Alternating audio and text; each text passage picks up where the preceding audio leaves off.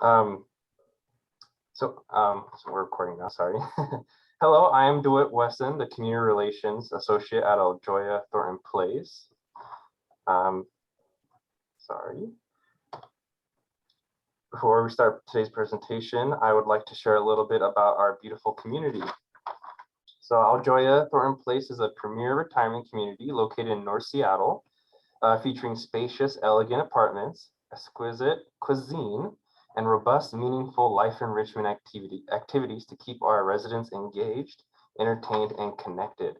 Additionally, our tranquil and well-maintained outdoor courtyard and Thornton Creek walkways are perfect for visiting your friends and family during this time of social distancing.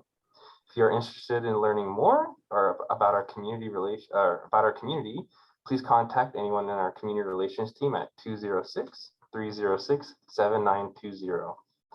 All right, and now for the main event, we are honored to host Catherine Arendt, who will be presenting on post-holiday downsizing. Catherine is an expert in downsizing and Aljoya's At Your Service Manager. She works with families from start to finish as they transition from their homes to retirement communities. All right, take it away, Catherine. Thank you, DeWitt. I'm going to... I'll stop sharing. Okay, thank you. I have this, okay. All right, thank you so much, everybody. And you know, if you have gallery view on your Zoom and you would like to show your faces, I'd love to see them. Otherwise, I kind of feel like I'm just talking to myself, and sometimes I can bore myself, and I don't want to bore you. Hi. So thank you for that. So my name is Catherine Arendt. I am the At Your Service Manager for Aljoya Thornton Place and Aljoya Mercer Island. And I am so happy to be here today talking about this really interesting topic of post-holiday decluttering. So this is good because it will lead us into all many other areas of our homes that maybe we can declutter. So it's different if you've been to my downsize workshops before. This will be just a little bit different. And I encourage you to ask questions, or you might even have an area of your home that you would like to declutter, and maybe that would be interesting for everyone else too. So I welcome that information. So we're going to start with post-holiday. I'm calling it decluttering. And this is very interesting for me because this year was the year that I said, we have so many containers full of Christmas decorations and we don't use so many of them. And containers of those outside lights that we don't know if they're going to work. So we just go out and buy more. And it's now time to just figure out what works, figure out what we love that we use, and then maybe narrow things down and find new homes for some of those things that maybe have been around, but we haven't used in years. So I don't know if anyone else feels that way, but we're going to start there. So that is, I actually pulled up, my husband and my son were putting the Christmas lights outside, or wanting to, and I said, you need to go through all those containers, get the lights you want to put out, which of course they went out and bought new ones, and then let's find out what works and what doesn't work. And we threw away many different strings of lights that were not working. And then we also found, I shouldn't say we, because I had no part in this, but they found a whole many strings of older Christmas lights for the outside. We have updated so that we're using that. What are they called now? I don't remember, but they use less power. So we had all these other strings. My husband went on. Are you familiar with some of those neighborhood groups like Next Door, whatever, that you can post things? And he did that in our neighborhood and asked if anyone wanted these Christmas lights. And someone immediately responded and said, yes, they did. He put them in a box, put them out on the front porch, and they came and got them, and poof, that was gone. That's a really fun way of, if you have something that you're not really using anymore, but it's certainly very useful. You could do that on a neighborhood group, and those are usually pretty secure groups because it's only people that are in your basic neighborhood. So it's a little bit more trustworthy maybe than something that's more commercial and broad-based, and you don't know. I'm not very trusting sometimes, so I don't like strangers coming to my door. And so anyway, that works really well. And then it was the same thing with all the little things I hung on my tree, and I've made my tree smaller, so I put things on there, less things on there. All these things that maybe you've had for years and years and don't really use. Some of them are things that maybe our kids made when they were young, and we've used them, or maybe it's the grandkids, and maybe those things you can offer up. Would you like to take them now? Because you're a grown-up now and you could take them, and if they decline, then that gives us permission to let them go and just discard them or donate them or whatever. I'm going to follow notes over here, so if you see me looking off to the side, so I can stay on track. One of the things I thought of this year also, and maybe you have too, is that a lot of that memorabilia, the Santa Christmas pictures and things that our children make, and that we hang on to after you've hung on to it for many, many years. Does it feel like it's sort of harder to get rid of, because why have I held on to this for so long? So I think that it's really important to maybe let some of those things go, or at least talk to the family and ask them if they want them, and otherwise move them on.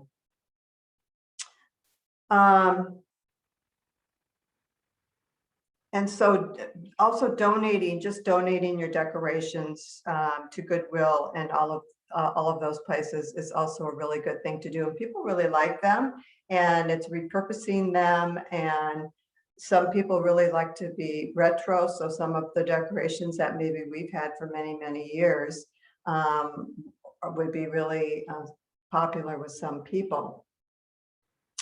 And then you do this for all your holidays.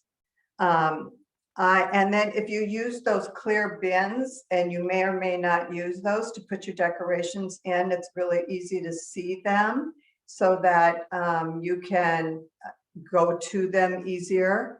And if you're a person who likes to decorate for all the different holidays, separate things out into different containers so you can store them more easily and then find them quickly, and you'll be all set for that. And so the next thing, so you've done your celebrating for the holidays. Hopefully some of us have been able to have our family in and maybe have survived that and not come down with COVID for it.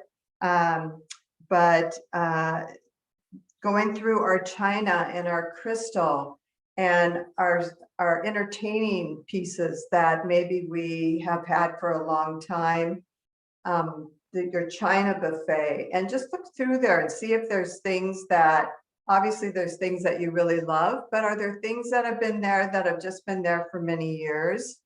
Do you have wedding presents that you have actually never used and you've been married for quite a long time? And maybe some of those things you can get rid of.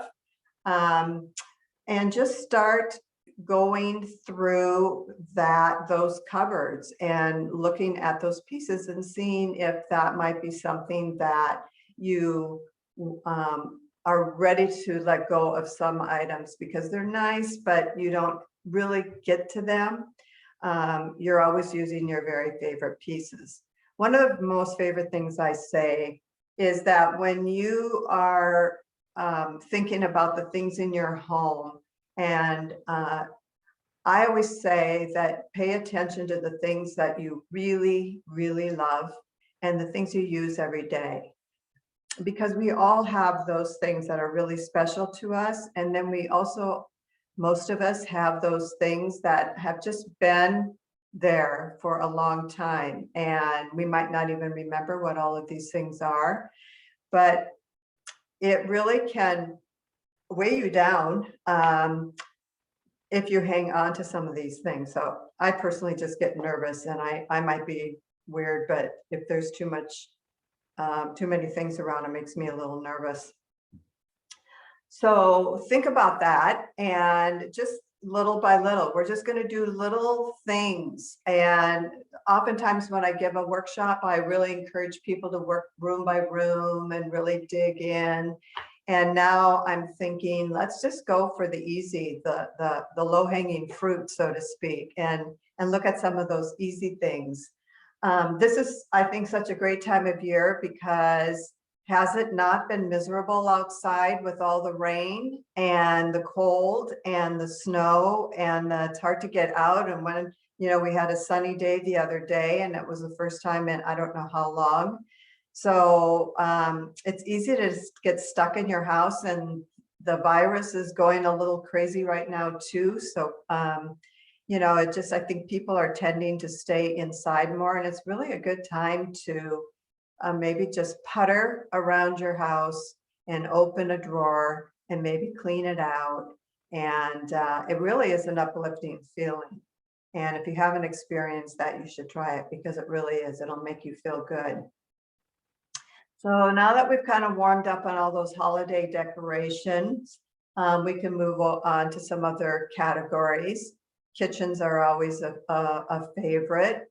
And again, it's just opening those drawers. Do you have all those little gadgets that you never use? Sometimes you'll buy a new one, but you don't throw the old one away. You keep that too, because that's always a good standby. And then all of a sudden you have 3 or 4 of that little gadget. So maybe you can edit some of those things and let them move on to other happy homes, and really get your drawer all clean and organized. And the same goes with small kitchen appliances that, those things, I just have to have that. And you see it advertised on TV. That sounds really good. I'm always arguing with my husband a little bit. No, we don't need that. No, we don't need that. Where would you put that? We'll use it once. That's it. But if you have some of those things and you're not using them, maybe it's a really good time to just let them move on to happier hunting grounds. And the kitchen pantry, I think, is really maybe an important area to tackle, because they put those little dates on things, and those really aren't just a suggestion. They actually are pretty meaningful. And so it's easy to go to the grocery store and you buy something, you bring it home, and you realize you have 3 others of those already. And our pantries can get a little cluttered. And so start eating some of those things, but pay attention to those pull dates too, because you might want to just pass them on. And if you have a lot of things, I know sometimes people really want to stock up, and that's great, but that's also really good. You can donate those things to the food banks right now. They would really be appreciative of that. So think about that, just some other way that you can pass it on in a meaningful way. And so you can kind of clean out your cupboards and get them organized. Same with your refrigerator. that thing just seems to fill up incessantly. And so watch for those things too. My husband pointed out that I had some sort of marinade or something in the refrigerator, and the pull date was 2019. So I said goodbye to that. Anyway, so, you know, it's easy for that stuff to happen. Medications are another thing. Over-the-counter medications, even some of your prescription medications can go past their pull date. And I don't know how you keep them organized, but if you keep them semi-organized in a container so that you can find them when you need them, those over-the-counter things, then it will save you money from going out and buying it all over again when maybe you really didn't need that. So, and then if you end up with a lot of medications that are past their pull date, or maybe it's your prescription medications, you know how you are on a prescription and then your doctor changes it and you still have these other pills. And so those things can really start gathering. And if you don't, sometimes you let those sit around and don't find a resource. There is a good resource for that. If you go to, there's some drug take-back locations that you can just go on the computer and look up for drug disposal, drug take-back locations. There's places where you can actually drop those things off, so you can get them out of your house and make more room. You know, sometimes an empty shelf or a near empty shelf is really a really nice thing to see. I really enjoy looking at those sometimes. So does anyone have any questions so far?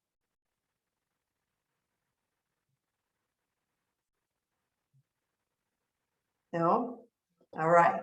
Well, any Just questions? a reminder, you can unmute yourself or type in the chat if you have any questions. Or comments, that would be good. Okay, so then while we're, you know, I guess I put my meds in the linen closet. So while we're in the linen closet, what about all of our linens that we have?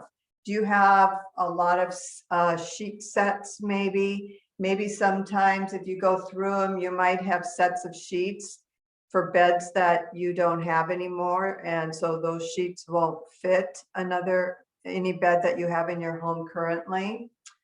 Same with towels. Sometimes towels finally reach the end of their life. And so there's lots of resources for that. There are animal shelters and veterinary clinics that love to get some of those old towels and sheets and things to use for their critters, but also there is also some of those things, when they're still usable, you can donate them. And there's this really great site, well, not site, but this a way through our city of letting go of some of those kinds of things, old rags, old sheets, towels, whoops, I forgot to turn my phone off. Let me do that right now. Sorry. And sorry about that. And so it's called Thread Cycle. Is anyone familiar with Thread Cycle? And it's very easy. Any of those, I love it because sometimes you just have things you want to get rid of and they're not good enough to donate. You just don't want to throw it away. And you can put those in bags. You can mark the bag Thread Cycle, and you can drop it off at pretty much any donation site. And they take those things and they repurpose them.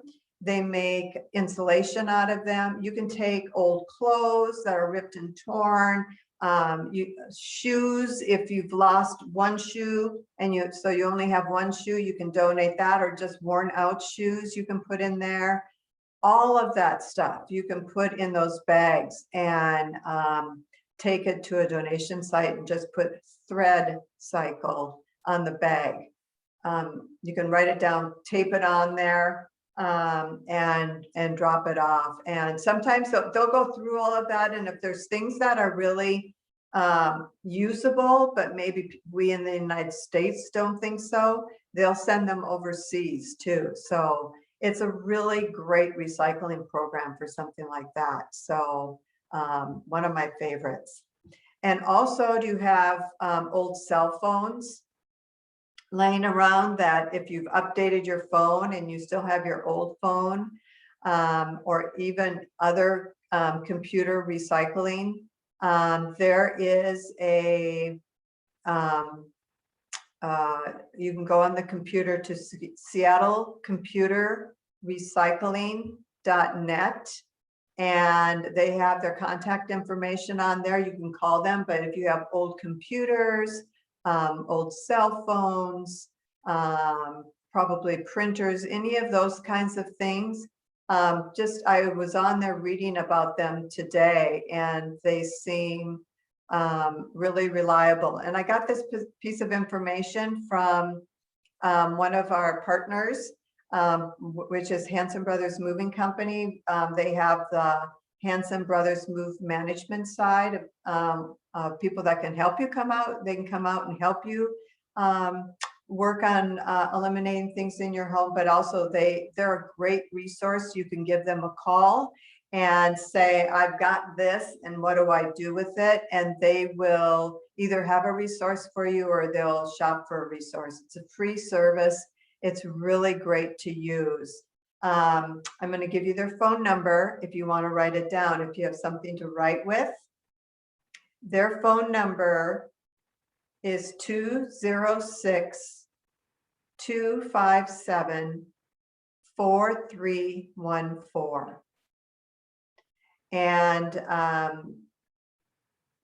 they're just really terrific for finding resources. I call Sam. Sam is the person that usually answers the phone. I talk to him quite often. So for any of those electronic things, it's kind of nice to find a new home for them. And then shredding. Let's talk shredding. And most people have shredders now in their homes, and I just encourage you to stay up on your shredding. I don't do that. I have a lot of shredding to do, but it really is a great way. Like I said, I'm not really trusting, so I'll pull my name and address off of any kind of mail and shred that and throw the rest of it into the recycle. But so I have quite a bit of shredding to do, but it's really great just to keep at it. You could do it, like 5 minutes a day, and just set that little, okay, I think I'll shred for 5 minutes and then move on to something else. During the commercials, I'll shred during the commercials. That's a good idea. And so what other things? Do you have ideas of things in your house that you think that would be worth sharing with other people? Anyone? Tools. Tools. Oh, now tools are a great thing to have. First of all, you can always find people who will take your tools any day. And so keeping them organized is good. And seeing how many duplicates you have, but there is, that's another thing that you could offer up if you were interested in using those local next door kind of places. Even plants, if you have too many plants, household plants, outside plants, if you're a gardener and you are tired of a certain plant maybe and you want to move it on, sometimes you can just put it out on in front of your house with a free those things just disappear really quickly, and a really nice way for to reuse it. My neighbor across the street, since COVID started, they have a box, a rather large box, and it's called the puzzle box. And so people can come over and take puzzles or drop off puzzles. And I live right across the street, so it's really fun. Sometimes I'll be out working in my yard and everyone that walks by stops and looks in the puzzle box. Sometimes I think there's games in there too. But that's kind of a fun thing to do. Sometimes people, yes? I was gonna say, I think Jenny had a question. I wanted to Oh. give her an opportunity. Yes. You're unmuted now. Thank you. I am a sewer and I have a stash of fabric and I believe I read about a place at Pike Place Market that will accept that and sell it, but I don't have any other information about it. And I live in Tacoma, so Pike Place Market is not my, Yeah. usual target zone. Yeah, I haven't. Anybody heard have of any that. information? Yeah, I haven't heard of that, but I'm gonna, if nothing else, I'll call Sam and ask him about that. The fabric can be really kind of I've donated fabric. And because I am a sewer, although I haven't sewn in several years now. And so I really, as a sewer, you keep all those little pieces too, because you never know when you need just that little piece of fabric. So I have just donated some of those things. But there are probably maybe community centers, especially senior community centers might be really interested in that, because a lot of people do work with fabric, and certainly a lot of artists too. So that's probably why they want it down at the market. I'm going to check into that. Thank you for that tip. But yeah, it's fairly easy. Do you have a lot of fabric? A whole break front full of it. Entirely too much. Yeah. Well, it's relative, isn't it? Something. Not chasing me out of my house yet. Yes, there you go. They're not calling the hoarder patrol on me yet. Oh, okay, there you go. There you go. Do you sew quilts? What do you sew? I sew quilts, I sew clothing. I used to sew clothing for my grandchildren until they grew up and decided that what was in the magazines was more appropriate than what grandma made. Oh, But yeah. I still sew costumes for them. And that has been really interesting. Whole new world of costumes out there. Yeah, that would be fun. Yarn too would be another really good thing. I know we had, and we actually do have a knitting group that comes and meets here once every week. I happen to be over at Mercer Island right now, so they do that. But a lot of the people who live in our communities, they love to knit. And so donating those things, so they're knitting, we have volunteer groups. And so they're knitting hats to give away, hats for the homeless, whatever. So if you have any of those kinds of things, I gave away all my yarn, all my fabric. I kept all my knitting needles and supplies. And just in case I get back into that, because can be one of those things that kind of comes and goes. I stopped doing that kind of work when I started helping people move, because that became my creative outlet then. So anyway, thank you for that. So let me see, here's some little things. What about candles? Do you have a lot of candles in your house? And do you use a candle, when you're having dinner, if you're having a special dinner and you put your candles out? And, but they don't always go all the way down. And you save those pieces? I do. If I have, half a candle, I hold on to it. And now I have a whole bunch of half a candles. And I just started lighting a candle when I sit and read. I light a candle, some of those candles, and let them burn down. And I figure it's a really good way of getting rid of something, just burn it down to the bottom. And so, you know, you can do that as long as you're going to be around there in that room. So you don't worry about it starting a fire. We don't want to do that. And if you ever decide that you're going to move to retirement communities, you can't bring your candles with you anyway. So you might as well just burn them and enjoy them now. They have such a nice fresh smell in the room. It really is kind of an uplifting, fun thing to do. And just that flame, I personally really enjoy doing that.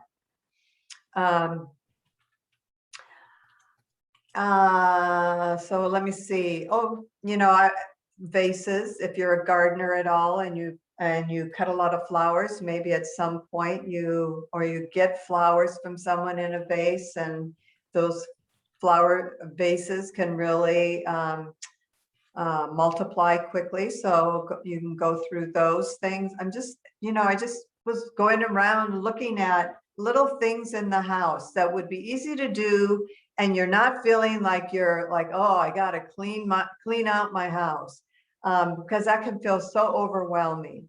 And so just doing those little things, and those little things lead to other things. You can go through your bookcase and look at all the books you have and see if there's any that you just really don't care about at all anymore, and donate those.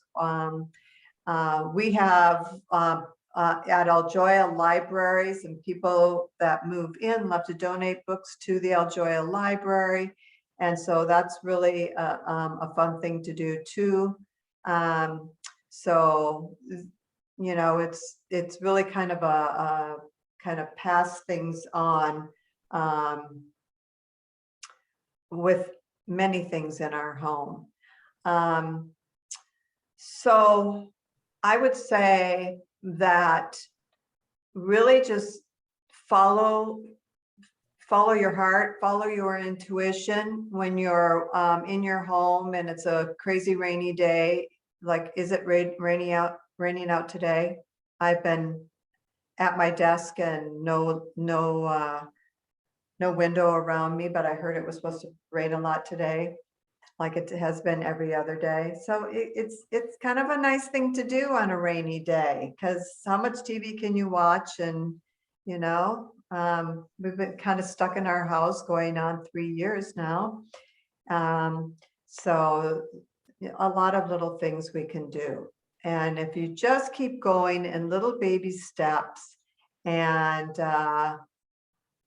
purging things as you go, so if you're really focused on the things you really, really love and you use every day, then those things that don't fit into that category are going to kind of come forward. And you might just say, hey, I have a friend, she would love that. My kids, let me see what my kids would want. They might like that. And actually, it's not the kids, it's sometimes the grandkids. One of my stories that I love to tell is I was helping someone move into Aljoya, Thornton Place. And this lady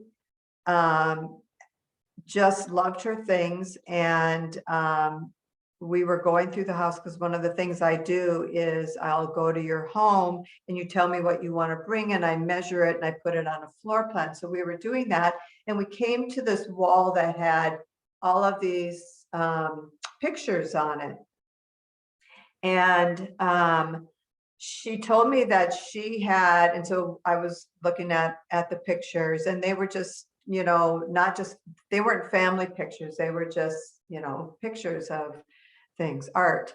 And she said, I was asking my grandson if there was anything in the house that he wanted. And he said, yes, Grandma, I want the dragon. And she said, I don't have any dragons in my house. And he said, yes, you do.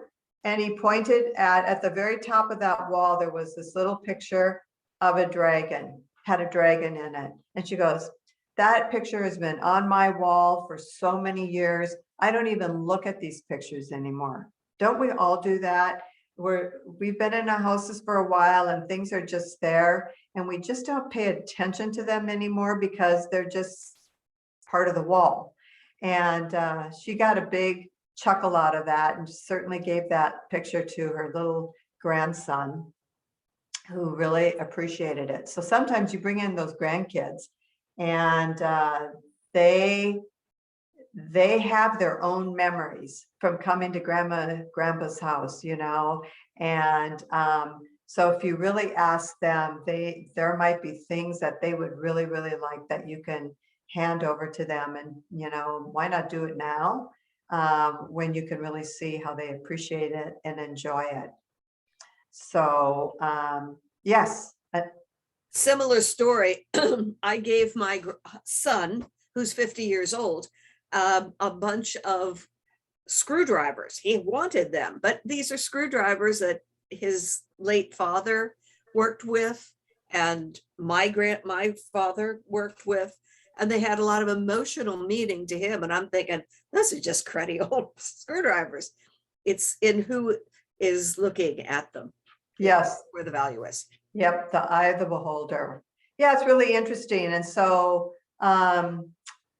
really, that's a really nice, fun, emotionally pleasing thing to do. So if you haven't done that, I encourage you to do that.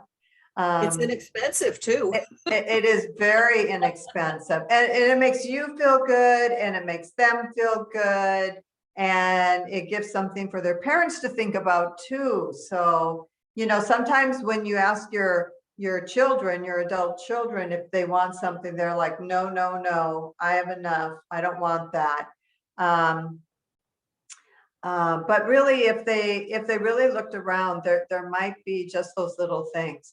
I grew up, my mother was born in the house she lived in for 83 years. And so there were a lot of things in that house that had a lot of memory, certainly for all of us. But the things that I brought back, because I grew up in Minnesota, so I didn't want to bring big things that you'd have to have a mover ship across half the country. And so I just took little things, and those little things, but they were little things that I remembered as a little girl in that house that I enjoyed at that point, and I brought those things back with me. And so that's really, I think, something we can do with our own grandkids and kids and have those memories. And then just, you know, I encourage you just to kind of let things go. And sometimes if you struggle and you think that I might really want this, you can just put it in a box and put it in the garage and leave it for a while, you know, leave it for, you know, a couple months. And then sometimes you even forget. I've done that. And then you even forget it's there and you come back to it and you think, why do I have a box of this stuff in here? And I don't know. It's just, it'll do you good. I have a So just question. yes. Yeah. I'm a retired librarian and I have the books to prove it. Many of whom I do not want to move with me when I move, but we're talking boxes of books and they are very heavy. So yes. I'm wondering if you have anyone that recommend who can like help me pack them. I'd be happy to pay somebody to make them go away, but I cannot any longer pick up, 10 boxes of books and yes, truck them out to my car. Yeah, you can call HB Move Management. That's a service they can do. So they would be happy to help, and they might even have, do you have resources for where you want those books to go? Sure, yeah. I think so. You have resources, or you would like resources? Well, I think there are several places. I don't know that Goodwill is taking things. Is Goodwill still taking stuff? They come and go on that, and I think so, though. I haven't, well, you know, with this winter and the rain we've had lately, I'm sorry, and I work all day, so coming home, I don't see, but actually I go by a Goodwill when I go home, and they have signs of don't block the driveways, because cars evidently must line up down that street probably earlier in the day. Okay. And so, yeah, I think they are still taking things. Probably not in the last month as much, because just being the holiday and the snow and all of that. The big loss, of course, was the Friends of the Library. Won't take them anymore, or can't take them anymore. So I would like to make a comment about Goodwill that I have learned you go there and they are closed, and you get very disappointed because you pack the car and you had in your mind. Yes. So I discovered a number. I didn't write it down. I check every time again. It's a toll-free, it's a number that there is a headquarter of Goodwill Industries, they call them now. And also online, you can see which ones are closed, because I'm sure that now even more are closed. They don't have enough stuff. So it happened to me that I had so much stuff, and I said, I got to download it today. So I went to Shoreline, and the line there, not now, but this was during the good days, and were so long that I wished I didn't even come. So I think that for Goodwill, you now want to plan before you pack your car. But in my experience, they took everything. However, about books, I'm concerned that my good books, you know, we also have thousands of books, will end up being shredded if Goodwill doesn't sell them within a certain amount of time. So I did a lot of work looking at places that buy books, and they are very picky in what they buy. And you kind of carry there so much, and maybe they'll pay you $1 or $2 per books that you might have paid one time even $500. So I reached a conclusion that the best thing is to try to find a place to donate it. And just like you mentioned, maybe Aljoya Library. I have now, after really working hard on downsizing books, and then those bookstores only want soft cover because nobody wants to buy hardcover, or they want books that your heart is broken to get $1 or $2 for them. So I am now at a stage that anything else book-wise remain in my house, I'm going to call. The public library doesn't take anything these days, maybe because of COVID, or maybe they renewed and stuff.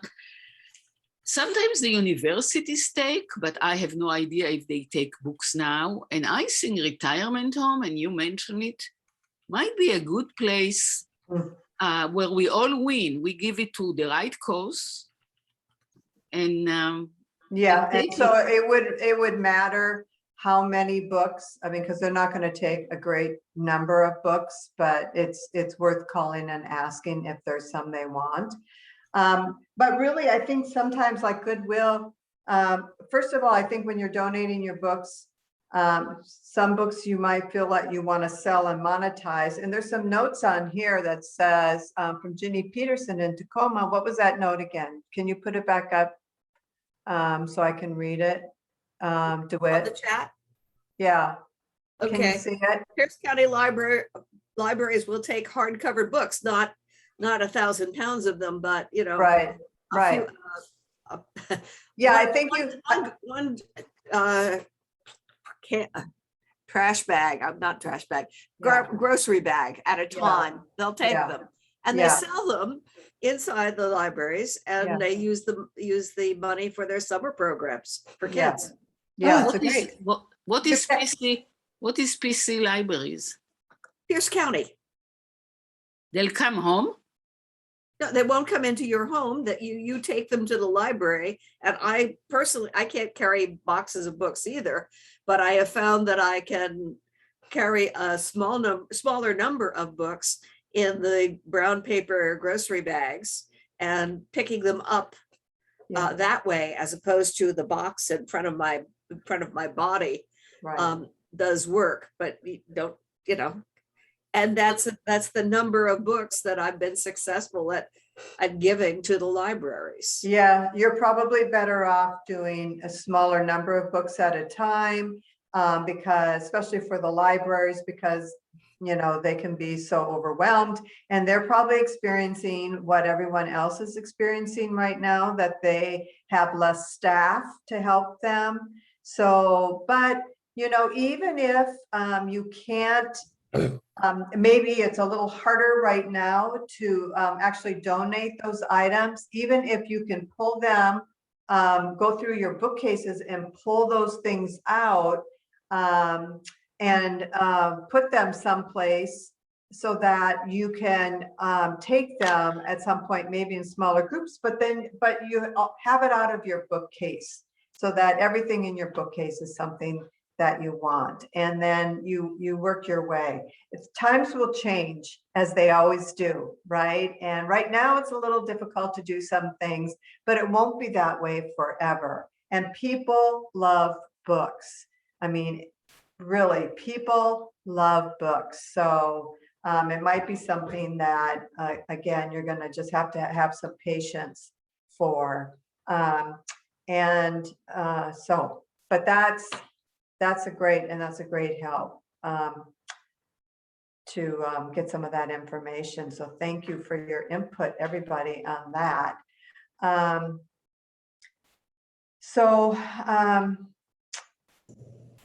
just wanted to mention one thing. I just looked up Donate Books Seattle. Yeah. They go and pick up books from individuals. And they have a 360 number, so they might be based out of a lot of different areas. Yeah, they will pick up books from people. That's what it says. I know that University of Washington, if you have any background with the university, because a lot of people who live at Aljoya Thornton Place do have a background with the University of Washington. And if you have books, we have someone that moved into our community, and I think it was French. Her husband was a French professor, and he had all of these bookcases full of these books, and she called the university and said she had these and would they be interested, and they were over immediately and took every single one of them, packed them up and hauled them away. So here's a question. Any rule of thumb for getting rid of small things that have sentimental value? What do you mean by small things, Mariah? Oh, how not to feel guilty about getting rid of those things. You know, I think that,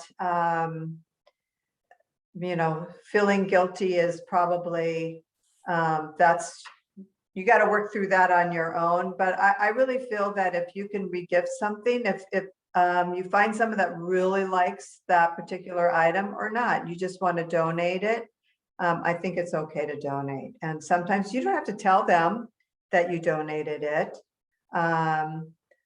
because someone is going to find joy in that. And we can't just love everything, can we? Some things really speak to us, and other things are like, well, that's really nice, and I know you love it, and thank you, but it's just not really my cup of tea. And you don't say that to the person, but you know, I don't know that.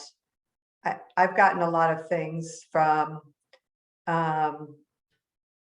my family, and actually I'm wearing this little ring on my, if you can see it, my wedding ring, then this little ring here. I was visiting, I was visiting my family, my sister in Minnesota in September, and she gave me this ring and she said, Mom wore this ring all the time, here, take it. And I'm like, okay, really, you know? So I put it on. I find it really kind of annoying because it twists around my finger all the time. It's a little too big, and I put it on with my ring finger over, otherwise it wouldn't stay on. But it reminds me of Mom, and I'll wear it for a while, and I'll let it go, and that's okay. You know, I think that's just okay. I have a question. Yes. Yeah, we have a bunch of music CDs. And like, do you have any suggestions for that? You know, people like CDs and you can donate those. People are, when I've gone to the thrift stores, I see people over in that music section all the time. And if you have the old vinyl albums, those are really popular. In fact, those are actually worth money, depending upon what music they are. Those are really worth money because I found this out just recently. And I can't remember who told me, but they're making vinyl records now again. So they've gone through all of this, all of this is really great. And those old albums were, not pure music. Now they're going back to that. And you know how much they sell those new albums for now? Well, I know there's a premium. I know there's It's a premium. $40. So you could take, and they love to buy all of the old ones. So if you have those old ones and Yeah, you the want old to sell CD. them. But CDs even, people will buy them, and because some people keep their CD players so that they can play them. I have a bunch of those things too. So like I think Goodwill. I need to get mine donated before they won't take them. Yeah. Because then it becomes, now what do you do with it? Yeah. Okay. Any other questions? I have a question which is far beyond where to give. You talked a little bit about separating from items. I have numerous collections, and some of them, unfortunately, I see the dollar sign, all sorts of very precious things that were cost both for good money somewhere in the world. And then nobody in the family cares because my in-laws say to me, it's your memories, it's not their memories. Don't expect them to be a stock room for your memories. But for me, in addition to my memories and the trip it was purchased, I make a big mistake. I put the dollar sign. This piece cost me $500. And I don't know how to let go of this, that if it costs $500 and somebody said, why are you able to get rid of old piano that cost more than 500, but not of these small items? It's like something psychological that the small items come also with a certain memory. But if you collect all the small items together, and I have thousands of those, sometimes they only cost $1, but I start saying, wow, this was so much money went into it. I'm not giving it away, but then what? I'm stuck with them. Any feedback from the people, how to separate, how to remove the monetary value as well, not just the sentimental value. So did you, when you bought these things and you paid money for them and then you enjoyed them, right? Yeah, many items I enjoyed looking at them. Yeah. So I think that it's something that you have to let go of inside of yourself, because again, I have to agree a little bit that something that you think is really good and precious and you've spent your valuable money on, and it's meaningful to you, may not be meaningful to other people. And and the money thing, people write books on that. I'm reading books about that, how to let go of that and not let those that get in your way, because ultimately you can't take it with you, can you? And so you try to find a buyer, and buyers are not out there to buy those things. They just, nobody wants them. No, that's right. So for my experience, if you buy things that are collectibles, I don't know what you've bought and we don't need to go into all of that, but if you buy things that are collectibles, you're not going to get much money for them, because if a lot of people are collecting something, then that takes all the value out of that. So, and so where it's valuable to you, that is wonderful, but you know, it's, if you can't find people that are willing to pay that money, and you probably aren't, then you have to let that go. And Let can it you go.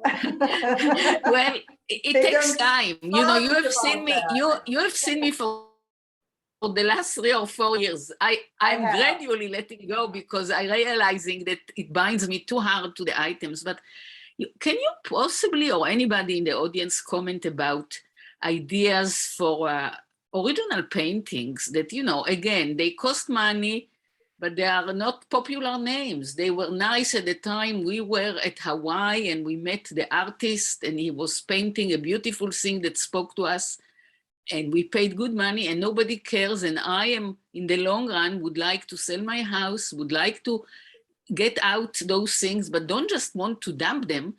You know, the lawyer said, think about the day you are gone and your kids need to do it in 3 days, not in 3 years. So Yes. what is your idea about Yes. paintings that are larger items, are not that easy to move? Are there places to call and see? Maybe you can find consignment stores. Oh, I tried, forget it. Okay, well then maybe you can have a wonderful and garage sale where you put them out to sell. Especially in the rain now, yeah. Well, not now, obviously, but maybe you can, you know, maybe go online and look up that artist and Yeah. see what those paintings might go for. I don't, you know, and maybe find art dealers that Okay. might know something about it. You know, it's a lot of work. And I've done all that. yeah, no. They are not pricey. They are not pricey enough that the auctioneer sees big bargains there, so they don't want them. Aren't there people who do estate sale management? Yeah, yes, you But could they have. do it only when you are ready to move out. They don't Yes, come. Yes. Yes. If I want to do the gradual, which I find to be way more friendly, just in steps, just like what you discussed, they don't touch anything unless the house is just about everything in the house they can Yes, sell. yes, yes, but you'd get money. And so, you know, that might be your really good solution, to take the things you want and move, and then have an estate sale company come in and sell what they can.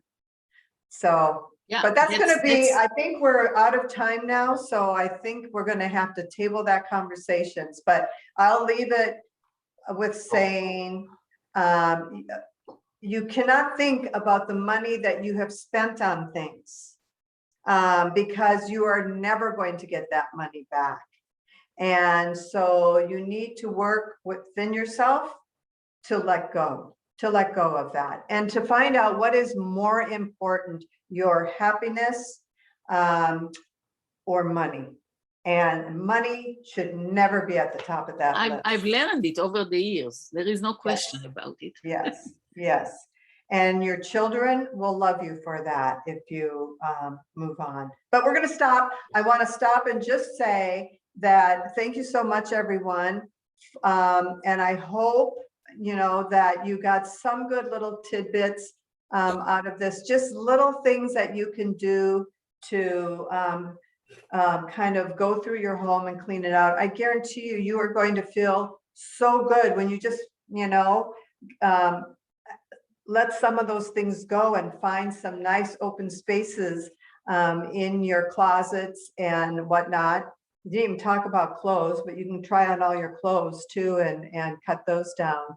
But it's just little things you can do in this winter when it's dreary, COVID's raging, and what else do you have to do, right? You're tired of watching TV, and spend a little time and start enjoying the things in your house, seeing what you have and what you can do about them. Hanson Brothers Move Management, again, that phone number is 206-257-4999. 4314. They have all sorts of resources, and you know, it doesn't cost you anything. You can give them a call and they will do some research for you if they have to. And you can start finding new homes. Let's have a contest. So thank you, everybody, for coming. you. And Catherine. it's really nice to see it. Would have been really nice to have this in person, but it's also really nice to not have to go out in the rain and the bad weather. All right. All right. Thank you again, Catherine. Thank This you. was a incredibly informative presentation today. I hope everyone learned something new. So we will be emailing everyone a survey so you can give us feedback on this presentation, help us, you know, make the next one even better. If it wasn't. But Catherine, would it be okay if you gave me some of the links or phone numbers and I can add that to the email with the survey for everyone? Sure, All sure. right. Yep, Again, I will send that over. thank you. And if anyone has any questions about Aljoya, Thornton Place, or like your tour, or you can give us a call at 206-306-7920. Again, I am Dewitt Wesson, the Community Relations Associate here at Aljoya Thornton Place. I wish you all to have a great afternoon, and thank you again for joining us today. All right. Thank you. Thank you. Bye, thank you.